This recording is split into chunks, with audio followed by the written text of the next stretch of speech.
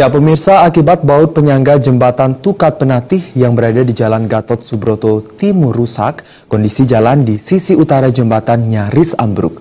Akibatnya arus lalu lintas menjadi macet total dan polisi memberlakukan sistem buka tutup bagi kendaraan yang akan melewati jembatan.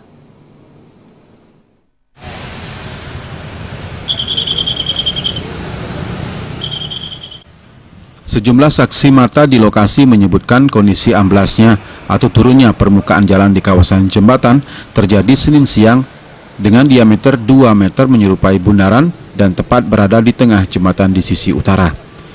Kepala Satuan Kerja Perbaikan Jalan Nasional Satker PJN Ali Duhari saat dimintai keterangan mengatakan dugaan sementara menurunnya permukaan jalan disebabkan karena baut dari tiang anak penyangga jembatan lepas, sehingga mempengaruhi daya topang jalan di atasnya.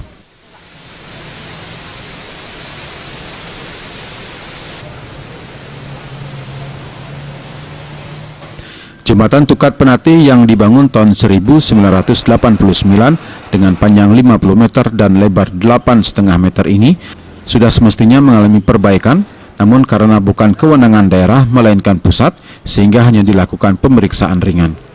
Namun demikian, PJN telah melakukan koordinasi dengan pemerintah pusat untuk selanjutnya mendapat penanganan perbaikan.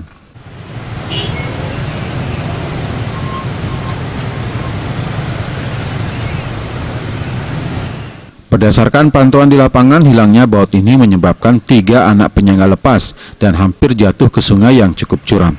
Jika tidak cepat diperbaiki, tentunya akan sangat membahayakan keselamatan pengguna jalan.